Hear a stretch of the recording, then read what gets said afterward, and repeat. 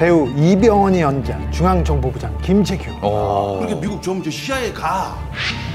대통령 경호실장 차지철. 그리고 박정희 대통령의 이야기입니다. 전 이명박 전문가는 맞습니다만 네. 김재규 전문가이기도 합니다. 김재규의 거사, 이걸 어떻게 볼까는 뭐 한국 현대사에서 가장 큰 논쟁으로 남아있지만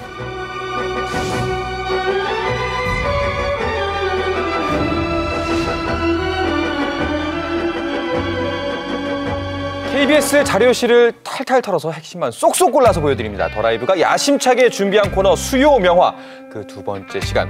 오늘도 역시 주진우 기자와 함께합니다. 어서 오십시오. 안녕하십니까? 네, 반갑습니다. 반갑습니다. 네. 주진우 기자님, 네. MB 전문가로 세간이 알려졌는데 지난주에는 종로 전문가였어요. 네. 근데 우리 제작진한테 나 MB 전문가 아니다, 김재규 전문가다라고 이야기를 하셨다고요. 전 이명박 전문가는 맞습니다만 네. 김재규 전문가이기도 합니다.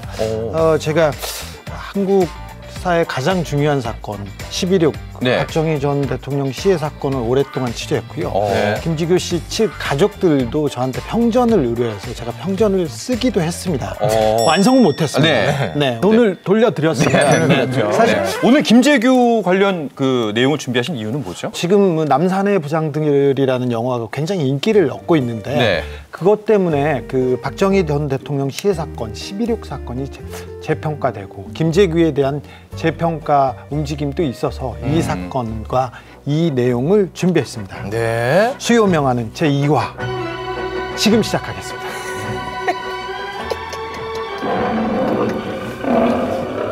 이 자리에 선 이유는 썩은 권력의 끝에 있는 바로 프레지던트 박! 영화 남산의 부장들 그 배신자를 어떻게 하는 게 좋겠나. 북한 김일성이나 아날토바를 말이야.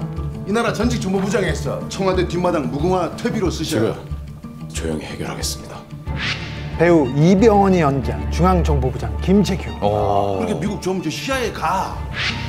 대통령 경호실장 차지철. 그리고 박정희 대통령의 이야기입니다. 이야, 똑같네요.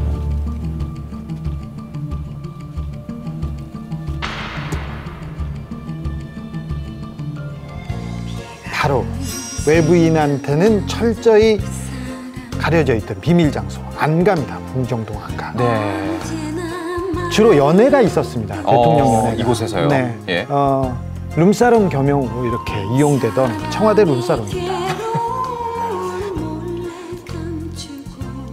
1979년 10월 26일 그날 그곳에서 무슨 일이 있었던 걸까요? 카카, 정치를 좀 대국적으로 하십시오. 아, 실제 김재규 씨군요. 네. 현장 검증. 현장 검증 때 자료 영상이군요. 정치를 좀 대극적으로 하십시오. 오. 그러면서 가가 좀 똑똑히 모시오. 이러고는 그냥 이 총에 가가지고 이 버러지 같은 친구하고 먼저 차지철을 쏘았죠. 네. 대선하고 쏘고 그랬습니다. 삽교천 준공식이 있던 날 밤 박 대통령은 중앙정보부장 김재규에 의해 시해됐다. 유신 체제가 막을 내렸다.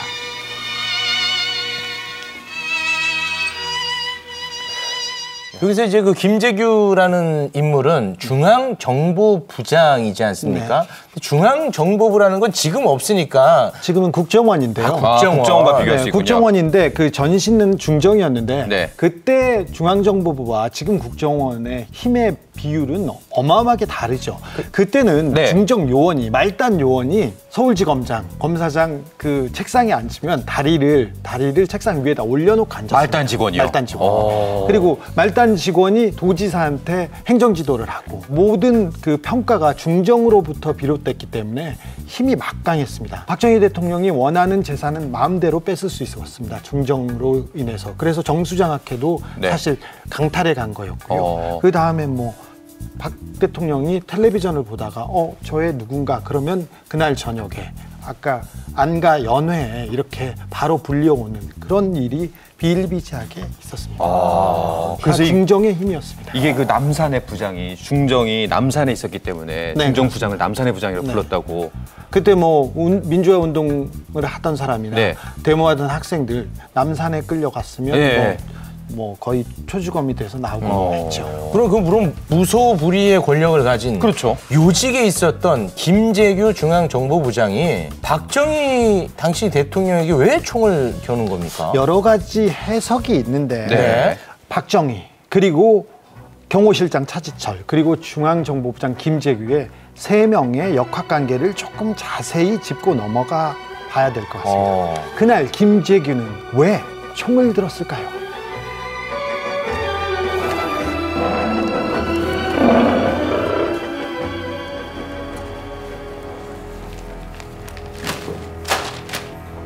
박 대통령에겐 두 명의 최측근이 있었습니다. 네. 첫 번째는 김재규 중앙정보부장입니다.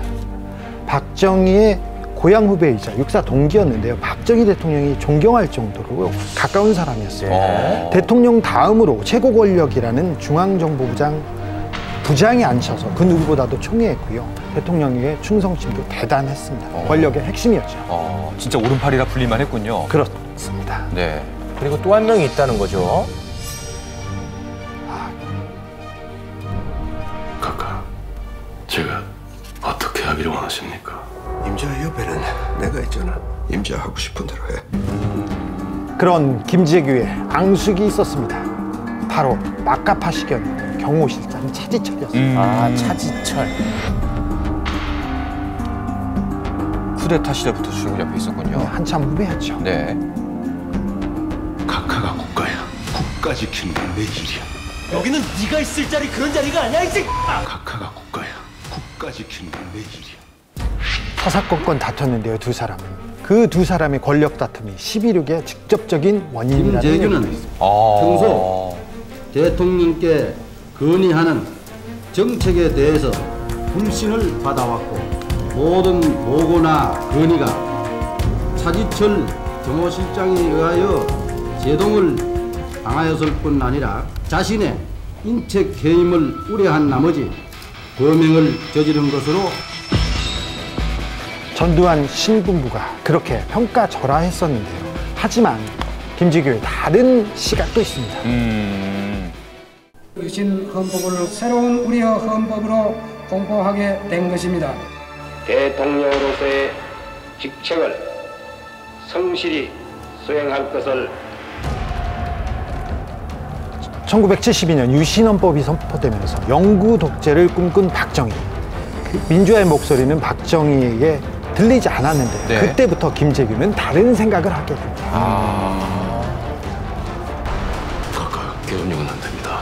지금 날 협박해? 캄보디아에서는 300만 명도 희생시켰는데 100만, 200만 밀어버린다고 이 큰일 하겠어요? 결국은 김재규는 결심하게 됩니다. 자신의 생각을.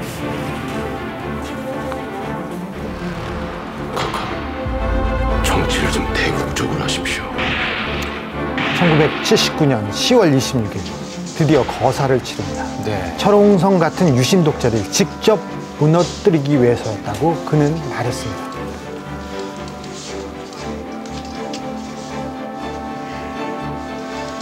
재판장의 모습이군요. 여러분, 우리나라는 자유민주주의 국가여야 합니다. 그런데 72년 유신과 더불어 말살이 되어버렸습니다. 박정희 대통령과 가해 총신 대통령 자리를 보장하기 위한 체제가 되어버렸던 것입니다. 10월 26일의 혁명은 깨끗합니다. 집권에 대한 욕심이 있는 것도 아니고 오로지 자유민주주의를 회복하겠다는 일념에서 이루어진 것입니다. 오, 뭔가 좀 흥미롭습니다. 예. 실제 있었던 이야기이기도 하고요. 실제도 영화고요. 네, 한국 현대사의 가장 극적 장면이죠. 네. 그러네요. 박정희 당시 대통령 옆에 김재규, 차지철이라는 인물이 있었다는 건데 네.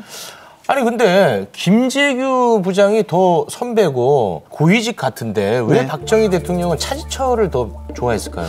더 좋아한 건 아니고요. 네. 경호실장이어서 대통령과 더 가까운 거리에 있었습니다. 일단 그런데- 물리적으로도요. 네. 네. 그래서 김재규 부장의 생각 그리고 정책을 자꾸 태클을 걸곤 했죠. 가까운 거리에서. 그렇다고 해서 차지철을 편애했다 이렇게 볼 수는 없습니다. 아, 그렇습니까? 실제로 좀 이제 권력 다툼일 가능성이 좀 낮게 보시는 건가요, 주진우 기자님? 권력 다툼이라고 전두환 신군부에서는 얘기했는데 네. 김재규의 거사를 좀 평가절하하기 위한 그런 생각이었고요.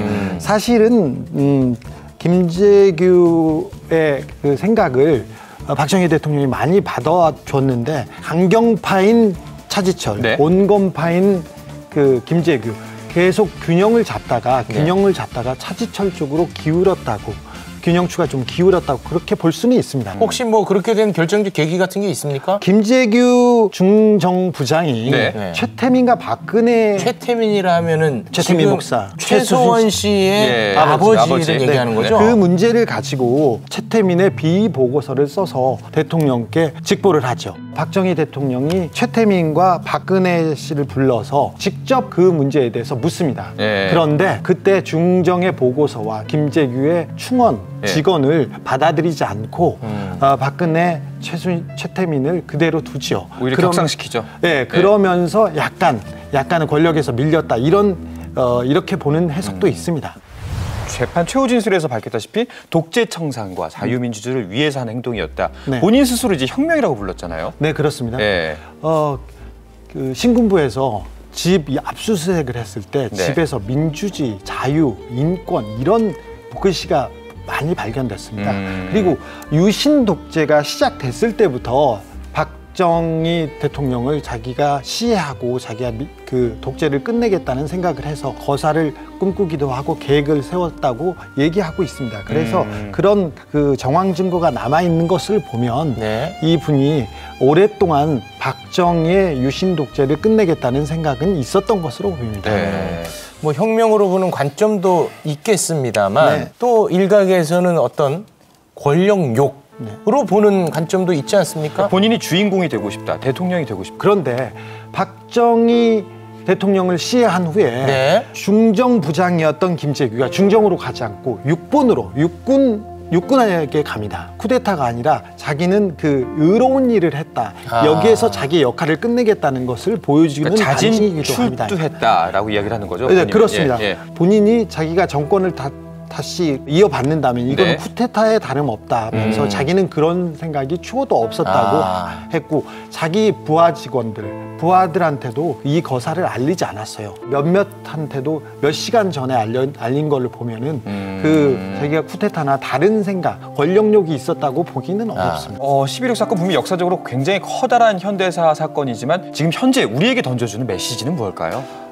절대 무너지지 않을 것 같은 박정희 권력. 박정희는 거의 왕조였습니다. 사실 그 민주화 운동이 박정희 대통령의 독재나 부정, 부패에 대한 반대를 민주화 운동이었다고 하지 않습니까? 그런데 이 독재를 끝낸 김재규의 거사, 이걸 어떻게 볼까는 뭐 한국 현대사에서 가장 큰 논쟁으로 남아있지만 저는 민주주의의 큰 진전이라고 보고 생각하고 있습니다. 지금 많은 분들이 우리 주진우 기자가 왜 이렇게 방송이 많이 늘었냐, 왜 이렇게 잘하냐 그런 글들이 좀 올라오고 있는데 사실 그 전까지는 옹알이에 가까웠는데 제가 봐도 오늘 참 잘하시네요. 네. 그런 건 아닌 것 같아요. 아닙니다. 정말 진짜 오늘 말씀드리니까 한편의 영화를 쭉 본 듯한 느낌이 납니다. 정말 꿀잼 토크 펼쳐주신 주진우 기자님 고맙습니다. 아유, 고맙습니다. 아마 보게 되실 거예요. 괜찮아? 어차피 볼 거 하루라도 일찍 봐주세요. 좋아요? 한밤의 시사 토크 더 라이브. 어차피 보게 될 거 하루라도 일찍 보세요. 알겠습니다. 아유, 고맙습니다. 네.